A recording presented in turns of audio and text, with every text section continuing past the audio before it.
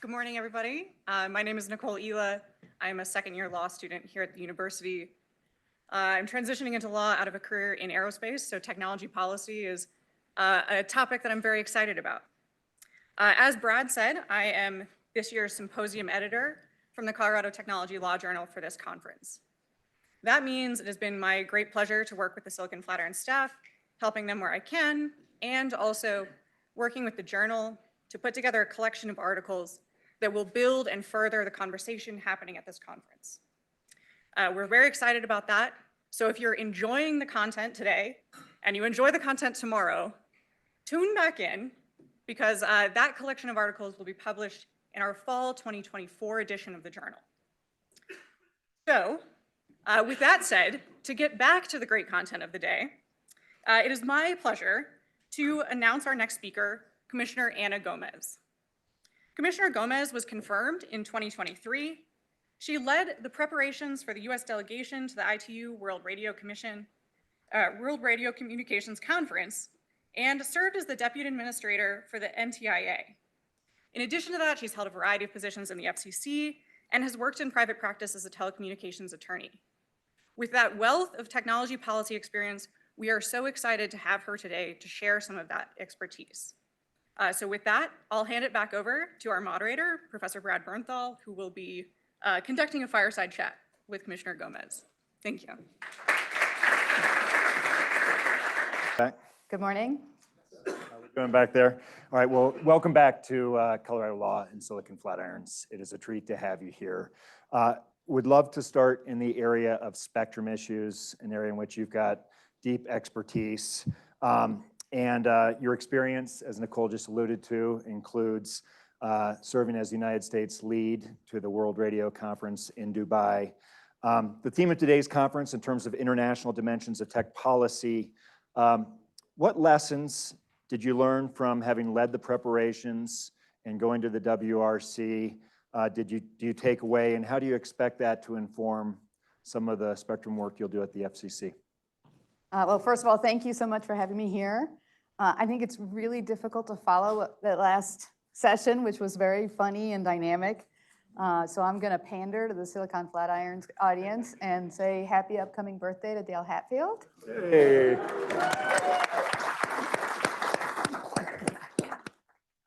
And I really am delighted to be here. A year ago, I was moderating a chat with Assistant Secretary Davidson and Julie Knapp. And now here I am doing a fireside chat with you. So it's a little surreal, but it's good to see everybody. I really do love this conference. Back to WRC. I think that one of the biggest lessons that I learned, which I'm sure is not, it's pretty obvious to the State Department folks, is how much relationships matter. The head of delegation it's a temporary appointment, and you spend your tenure traveling all over the world building trust and relationships with other regulators. Anyone who does negotiations knows that in order to succeed in a negotiation, you want to understand your counterperson's priorities, what it is that's motivating them, so that maybe you can reach some type of resolution that's beneficial for both of you. This is very true at the WRC. The WRC is a World Radio Communication Conference. Sorry, violated the rule. Oh, great. Is a consensus-based body. So you really need to find partners with you in order to reach that consensus. So that is a very important lesson that I learned. And of course, bringing that to my current position, it's similar. The FCC, of course, is not a consensus body. It's a majority rules body. But nonetheless, if you want to work well together and you want to get to good policy, you want to know how to work well with your colleagues and within the agency and in the interagency context. The other thing that I have learned is the importance of diversity and understanding and respecting diversity. It's a little bit related to what I just talked about. Everyone has positions to bring, motives to bring those positions. Same thing within the FCC. And we're stronger if we respect that diversity and use it to our best use. One way that all of the commissioners at the FCC right now one thing that we all have in common is we're sort of homegrown. 4 of the 5 commissioners are all former FCC staffers, and one of the commissioners is a former NTIA staffer. And I don't think that's ever been done in the history of the FCC. Now, we have divergent views on policy, but having that shared understanding of the agency and working within an agency, I think helps us be a stronger commission. Super interesting. I'd like to follow up on the trust building, especially as it relates to the broad theme of today's discussion, which is global fractures in technology policy. Maybe you could talk about some of the tangible ways in which trust building occurs, and whether from your vantage point or others who have been involved in the WRC year over year, has that changed at all against the backdrop of some of the factors that we talked about? Has it gotten harder to build trust, or is it actually there's real opportunities here that we could learn from? I don't think it's gotten harder, honestly. I think that for the most part, when you don't start getting geopolitical issues involved, the countries, the delegates, all have a desire to get to a common outcome that benefits everyone. But it's a lot easier to negotiate with someone with whom you've already established a trusted relationship. And so the importance of appointing the head of delegation early is paramount, because building up that trusted relationship takes a lot of time, a lot of travel, and a lot of energy. So that, I don't think it's harder. Sometimes it's more complex, but it continues to be important. You've got a super interesting vantage point, having worked for Department of Commerce, Department of State, and you were at the commission, of course, before coming back in your current capacity as a commissioner. Having worked at the 3 agencies, what are lessons that you've learned through these different experiences about spectrum policy? So it sounds an awful lot like what I talked about just now. And yes, I've had all of these varied experiences, and it really is very beneficial to understand the other side's perspective. You know, we tend to demonize those with whom we're dealing, but when you've actually served alongside those folks, you start to understand what it is that they face. But to me, the #1 lesson is how important collaboration is.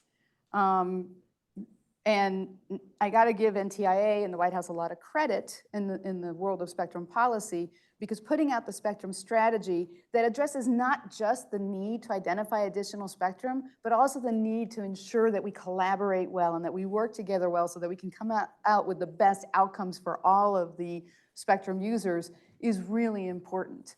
So, you know, we started working on this actually before the strategy. We being FCC, I wasn't at the FCC at the time, but the FCC and NTIA got together and said, okay, we need to update the Memorandum of Understanding, which is the sort of the playbook by which we coordinate with one another. Because while spectrum coordination between the agencies is vastly the majority of the time very smooth, when you have a failure, it's a pretty spectacular failure that everybody sees, and you don't want to lose the trust in the process or in the regulators themselves, whether that's NTIA or the FCC. So this collaboration is really important, and I am very grateful to NTIA for the hard work that it's doing on that. The new Interagency Spectrum Advisory Council, I'm so happy I remembered that, it is going to be an important vehicle for high-level agency folks to talk about these challenges that we have in spectrum coming up. And the chairwoman just went to that first meeting a week ago, 2 weeks ago, I can't remember, yes. And I look forward to seeing how all of this evolves. It's going to take a lot of work and patience. It's not easy doing spectrum issues, especially when you're not NTIA and the FCC and you're an agency that really wants to be left alone already, you know, let us do our missions. So this collaboration is going to be really important. In terms of past collaborations you've been part of, is there one that you know has been influential to you in your experience that boy, this is how this can work, and was there a tangible outcome from that that you're proud of? Oh, that's a really good question. I would say probably the strongest outcome that involved a very focused interagency work was the creation of the First Responder Network Authority, or FirstNet. We had a lot of equities throughout the federal government, including DHS, and Commerce, NTIA, NIST, National IST. Standards. Would you like to call a friend on that one? Yes. National Institute of Standards and Technology, the White House, Congress, and they all came together with a vision of having a nationwide interoperable broadband network for first responders. But everybody had a different idea of how all of this had to work. And we worked, in fact, one of the first people that worked on this was none other than Phil Weiser at the White House. But it took a lot of effort before we finally got to that. And Ejael Casaperalta, CU graduate, and I went and toured FirstNet yesterday and got to see all the good that came out of that. But it was because of that strong interagency relationship that we really did come up with a strong proposal, and I think it's why it's such a success. You're entering your 5th month as a commissioner. As part of the onboarding, there's plenty of high-profile issues, including such as net neutrality, that's been raised a few times already today. As you've had a few months to settle in, what are your priorities as a commissioner? Thank you. Yeah, I did not get a honeymoon period. I like to talk about the process because it was so crazy. Last year, I was doing the World Radio Communication Conference. I was nominated while I was in Mexico City. I was confirmed. I don't even know where I was when I was confirmed. When I got the call that Senator Schumer was going to put me up for a vote, I was in Ottawa. So you can imagine it was just this crazy back and forth between the United States doing senator visits and everything. And I say that just so that you get an idea of, I really haven't had a break. But I was in Dublin during the last week for the European conference, regulators, delegation, the regional meeting. And I got back to the United States on Friday, and on Monday I was sworn in, and on Tuesday the chairwoman circulated the net neutrality NPRM. So it has been whirlwind, without a doubt. At the other hand, you can only be so stressed in your life, and it really, I think, lowered my stress level because I just had to move forward. And that's not the question you asked me, I just like telling that story. I like to think of my priorities as more of a regulatory philosophy. My goal is to set the framework for vibrant competition that leads to technical innovation that benefits all consumers for economic prosperity and for security. And what that means in practice, I think of it as 4 areas. The first is connectivity. I don't think it's a huge surprise that I think every consumer should be connected to affordable high-speed broadband so that they can participate in society and the economy. Innovation. Spectrum is very important for US innovation, and I want to make sure that we have the spectrum we need for all these new and innovative uses. And I also want to make sure that that we can work together as in an interagency basis, as I mentioned before, work together well. Public safety. Based on my prior work with FirstNet, I have a great affinity for making sure that first responders have the resources that they need in order to do their jobs well. And then I also want to make sure that all people in the country have access to emergency information. And then, last one, media. I want to make sure that we continue to protect localism, competition, and diversity for the good of all consumers. I'm very concerned about the loss of trust in journalism, as well as misinformation. And I think promoting diversity, competition, and localism helps a lot with that. But also, I think encouraging informed consumers who themselves have the tools in order to be able to discern what misinformation is very important. All of this that I talk about is with a particular lens, which shouldn't be a huge surprise given my background, towards ensuring that historically underrepresented populations have equal access to the benefits of all of these wonderful innovations that we have in communications. And so a lot of my current pitches, so to speak, to consumers in particular, is get to know your rights and the tools that we're providing to you from the FCC in order to be able to take full advantage of what is this innovative economy. But to that last point, you've started sharing some of your remarks at the open commission meetings in Spanish. I suspect I've got some sense about why, but talk a little bit more about that and what have you heard in terms of any reactions to it? Yeah, you know, it was funny. It wasn't something I set out doing, but one day we were talking with Agile and with others in my office, and we were talking about, okay, how do we make sure that we reach consumers, particularly from underrepresented communities? And I realized, well, I speak Spanish. This is an opportunity for me to engage, hopefully not directly, but maybe be able to reach some consumers that may not normally pay attention to the commission. And so where the commission is acting on issues that directly affect consumers, I translate my remarks into Spanish. I don't do it with every single item. I think people will start getting really irritated with me because it just lengthens the meeting. And also, you know, consumers don't really care about, I'm trying to think about a really boring issue. Pole attachments. That's funny. Every time I say this, someone yells out pole attachments.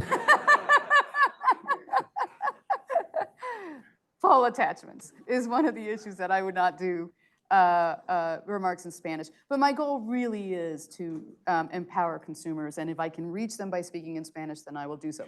What has been the reaction? 100% positive. I thought I'd be getting hate mail, honestly. And instead, I've gotten a lot of thank yous.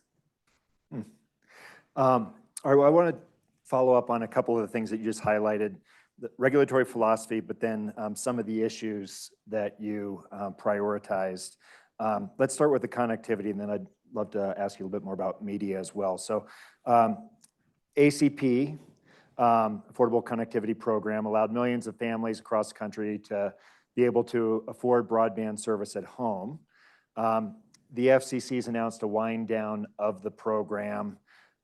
What do you see is at stake with the potential end of ACP?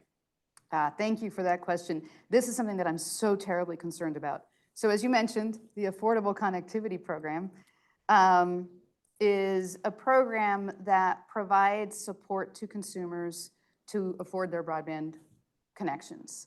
There are about 23 million households that are currently signed up for ACP. It also provides devices, or funding for devices. This is 23 million consumers that may not have access after the program ends because we're running out of funding.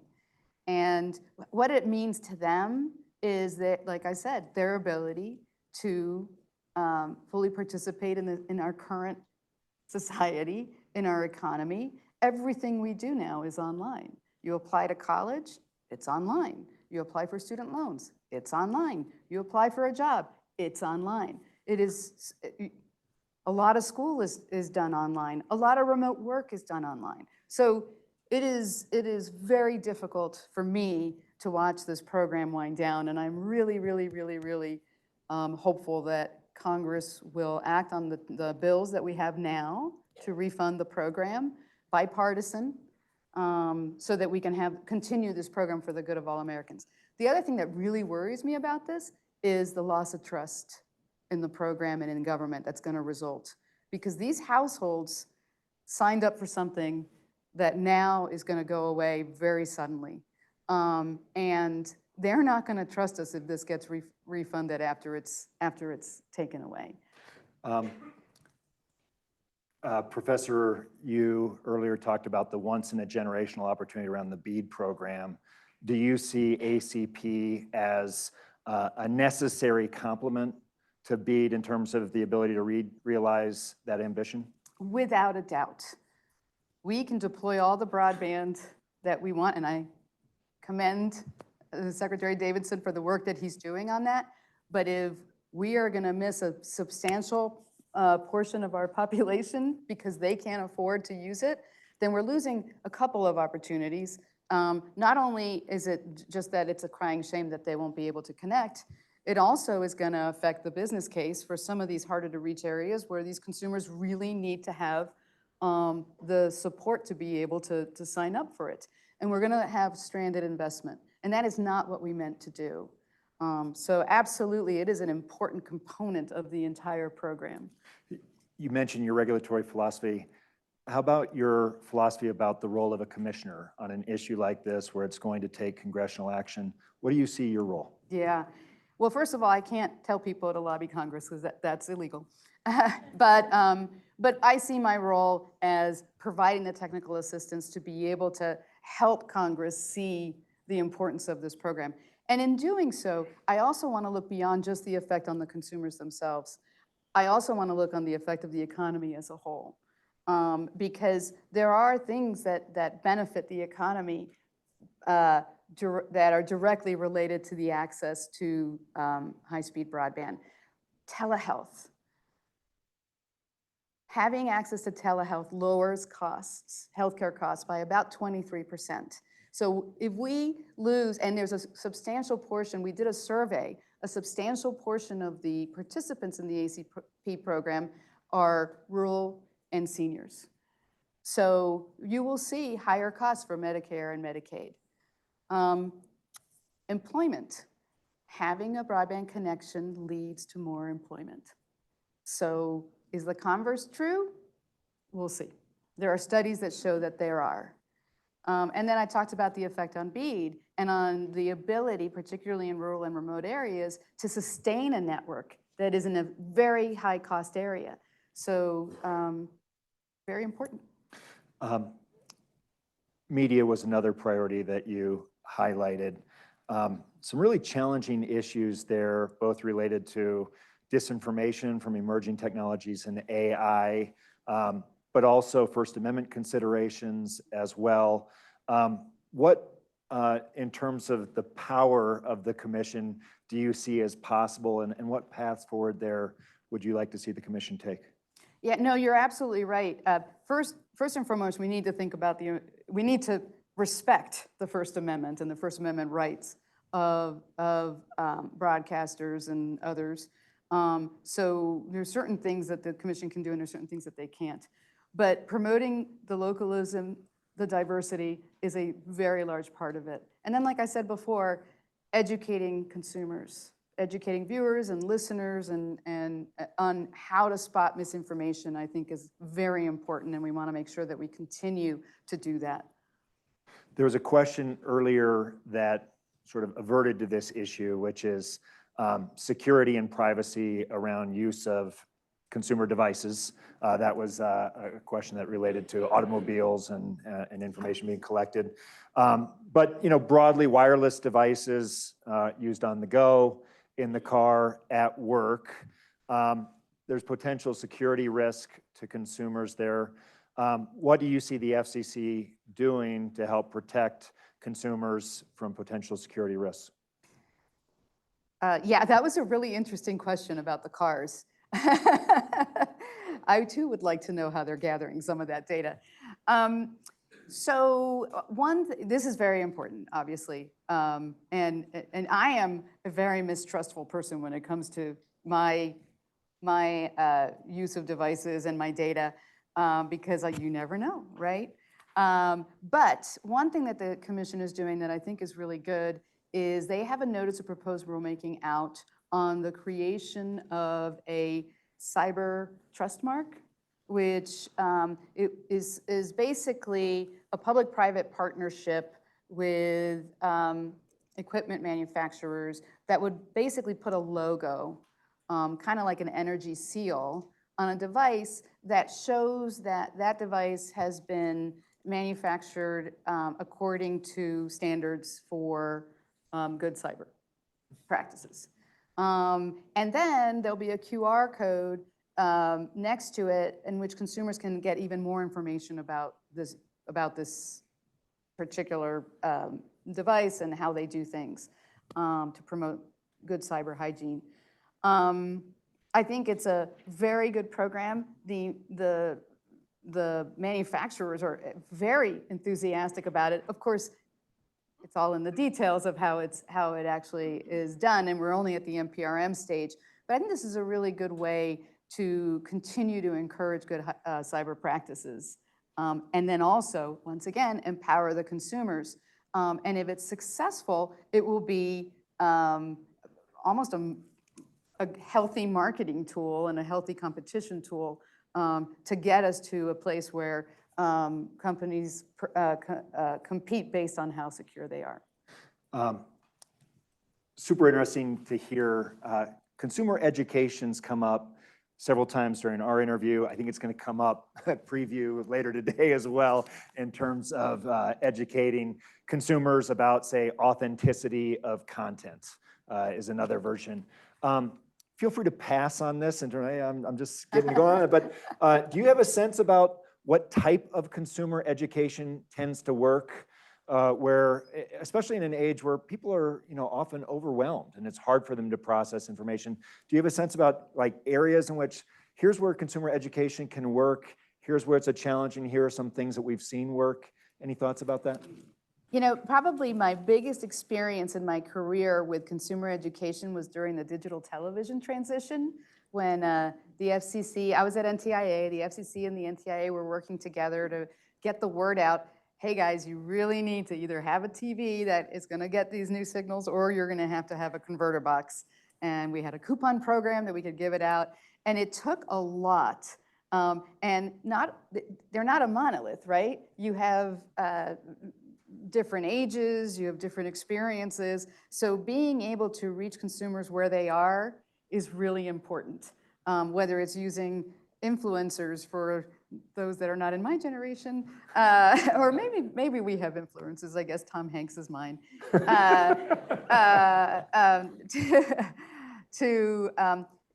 multilingual outreach. One of the things that we learned through the ACP and also through digital television was the importance of communities, churches, community centers. Meeting people where they are really works. And so if you're going to really think about a campaign, that's the kind of thing that you want to think about. That's great. Let's open up for questions. And following the wiser rule, first question will go to a student here at CU. Do we have a student who wants to jump in first? Yeah, let's go back here. Hi there, I'm Sean Harms. I'm a 3L here at the law school. The form of connectivity I'm most excited about is connectivity from space. And so I'd be very curious to hear about the role you see connectivity from space playing in your personal philosophy on regulatory items. Thank you for that question. I would say I'm very excited about connectivity from space too. In fact, I would say that a signal to the importance of connectivity from space is that the chairwoman created a whole new entity at the commission to look at space issues. We've been doing satellite licensing for ever. And in fact, I was in the International Bureau where we regulated satellites. But they really are getting more and more important for connectivity. And one of the things that is very interesting is the satellite to, what do we call it, supplemental coverage from space. Why can't we just say direct to device? I don't understand it. But this idea that we are going to be able to provide connectivity to your phone, we can now, anywhere you are without the need to with both the need to have fiber, wireless, and now satellites, so that anyone, anywhere can be connected is really important. The public safety implications are terrific. Internationally, the implications are really good for areas that simply cannot get coverage through traditional means. So satellites play an extremely important role. Interestingly, the US is really in front on this issue. We have our non-geostationary orbit, low Earth orbit satellite systems. Well done. Thank you. That are doing, great work, really deploying thousands and thousands and thousands of satellites, and the rest of the world is paying attention, and they're a little bit like, U.S., you need to slow your roll a little bit here. We want to know what the implications are for us, and our ability to have similar systems, or maybe our ability to compete against you. And I'm putting that nicely, just so you know. So yeah, satellites are going to be a very important part of the future of connectivity. Let's start here and we'll move over. Yep. Let's start here. Thanks. Hi, thank you. I'm Eric Harbison. You talked about broadband reach and other kinds of reach of communications, and we heard earlier about 95%, I think, was the number of broadband reach that was mentioned earlier. Mm-hmm. And as a librarian, I'm concerned about that 5%, or as the number gets better, the 2%, or the 0.01%. And every time, that number is never going to be zero. And but the smaller that number gets, the harder it is for the people that are left behind.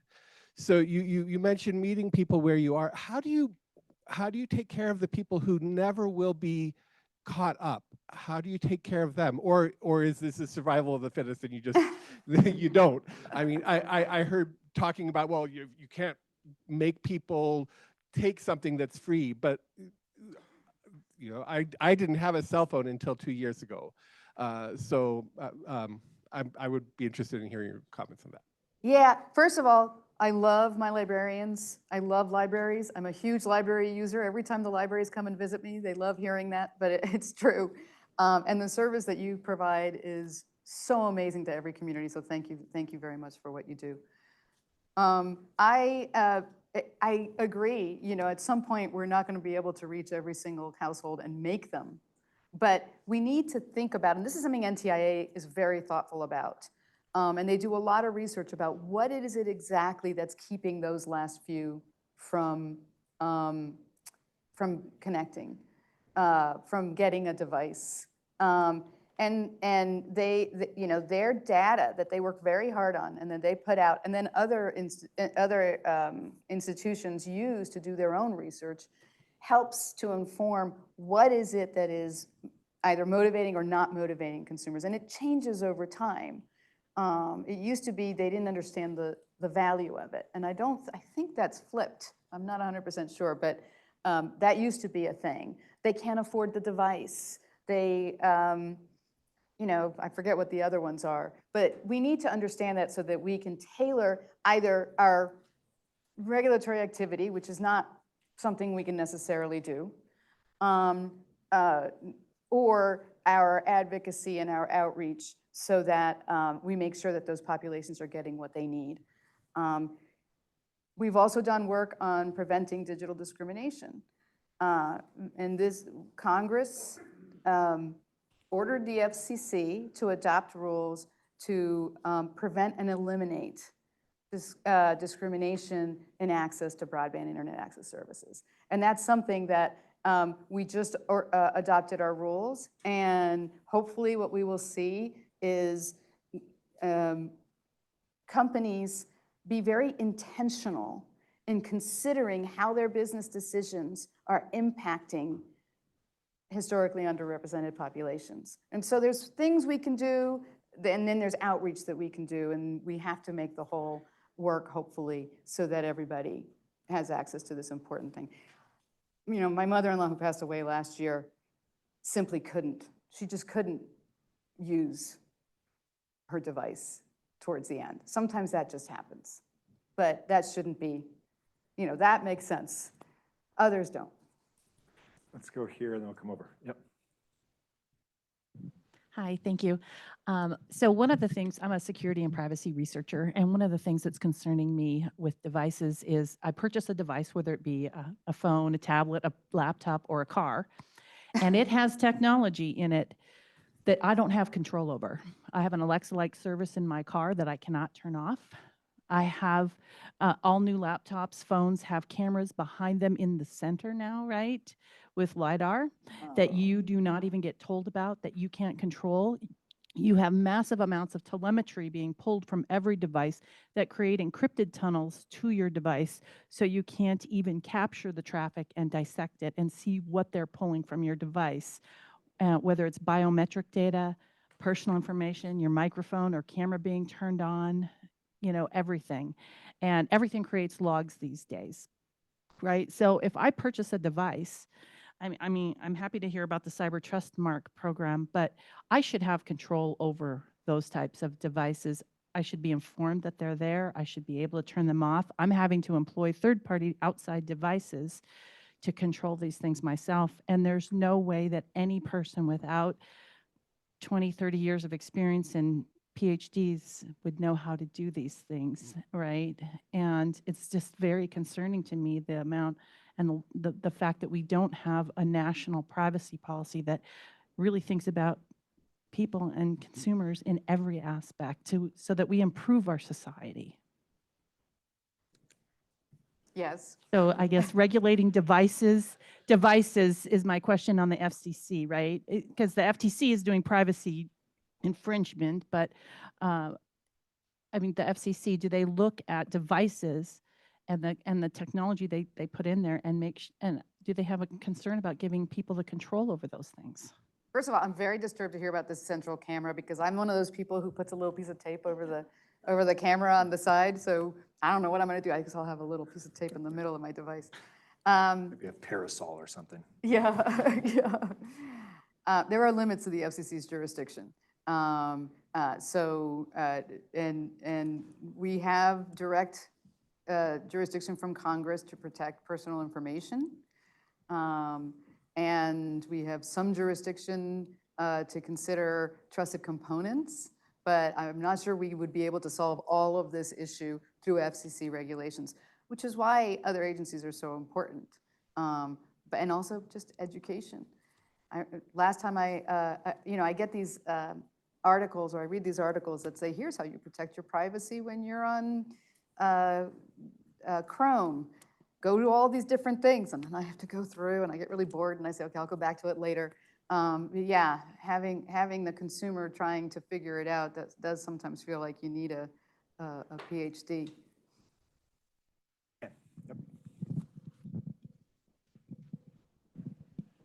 A thank you and a request from the local government community. Thank you for the digital discrimination rules. I think you nailed it in your description of what you hope to happen, and we think that was absolutely the right thing to do. Can you write that down, world? EdgeIL heard me say that. So, here's the request. Radio frequency emissions and the FCC's role. We need help from the commission. The rules haven't been updated for a long time. When the last time they were tried, the court overturned them on procedural grounds, sent it back to the commission, and it's been years now and nothing has happened. There are more and more people coming to our local public hearings objecting to these sites, objecting to really importantly needed network deployment. And it is no longer sort of, it used to be, you could say, oh, those are just extremists. That's not the case anymore. It's almost chaos in some public meetings. And it's really hard.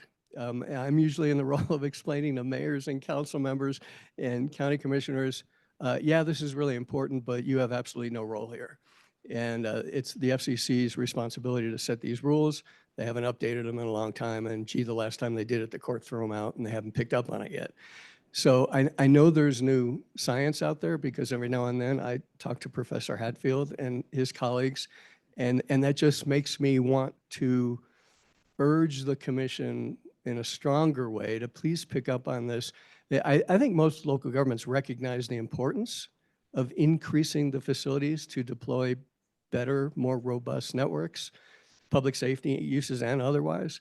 But we need some help on the health issues, and it's really, really hard in the trenches right now. Gotcha. I'll have to take that back. I honestly have no idea where that is, but we'll look at it. Up here. Ed Nicholas. I teach cybersecurity, among other things, at GW Law School. And I wanted to ask about cybersecurity in the FCC context.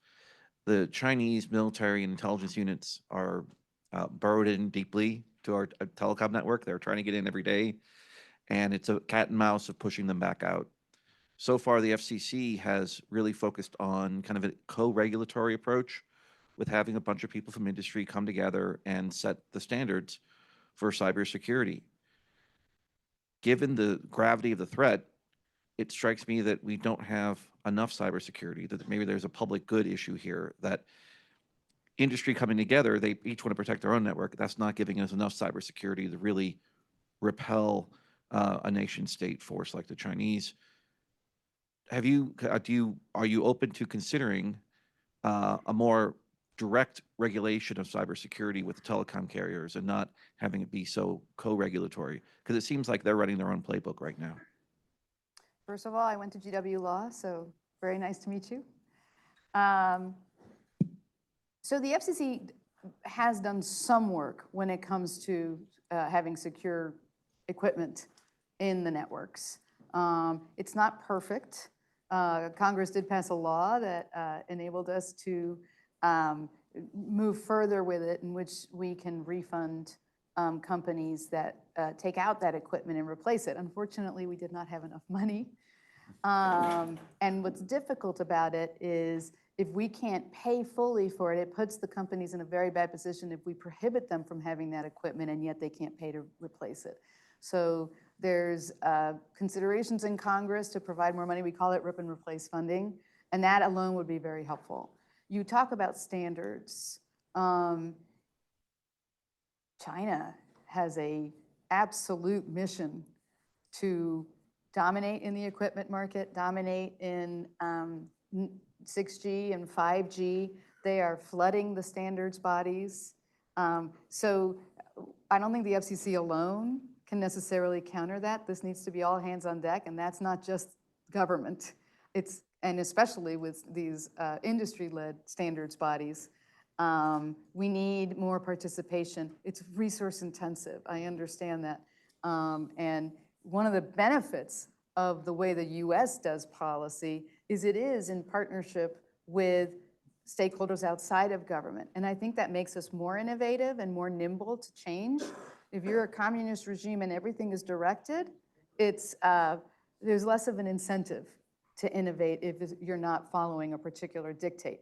Nonetheless, we are seeing, as everybody knows, a very strong push from China to dominate not just in the services, but in the equipment market worldwide. And this brings me back to one of the lessons from the WRC is we cannot be isolationist. We have to work with our other countries because they also have been very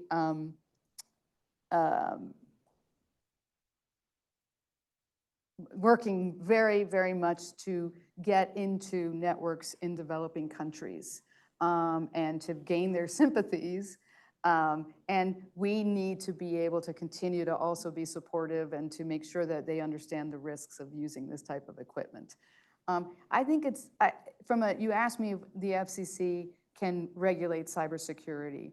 I think we have some jurisdiction to address some of the issues. We don't have direct jurisdiction to address others. And I worry a little bit about being too prescriptive in the cyber arena because even though I get security is the important result, we also want to make sure that we're not just regulating one portion of the internet ecosystem differently than maybe the rest of the ecosystem is developing, number one. Number two, I want to make sure that we don't take action that enables some more authoritarian states to take what they call the same action in order to shut down the internet where they are. So it's complicated, I guess is my answer. Final question before we go to lunch. This is Oh, not your from first, you. I'm going to close with one more. Not your first Silicon Flatirons outing, but it is your first in the commissioner's seat. How do you see conversations like this in terms of how you use them? And do you have a different lens this time on a conversation like this one? So as I've said before, I have absolutely enjoyed all of the Silicon Flatirons that I've been to. I think today has been really an amazing conversation. I do come at this with two different perspectives. One is I have to be really careful what I say because it will get reported widely. And sometimes I'm a little too honest and I get that feedback. But also this is such a good opportunity for me to learn. And I'm, as I mentioned to you last night, I'm really trying to get smart on AI, so artificial intelligence. So what a wonderful conversation we've had all day already about this, and I intend to stay for the rest of the day because I'm allowed to, and to listen to the rest of the conversation because really this is as rich as it gets when it comes to a conversation. Well, this is a real treat to have you back here, and I am so excited to see what you're going to do as a commissioner. Thank you for doing this. Thank you.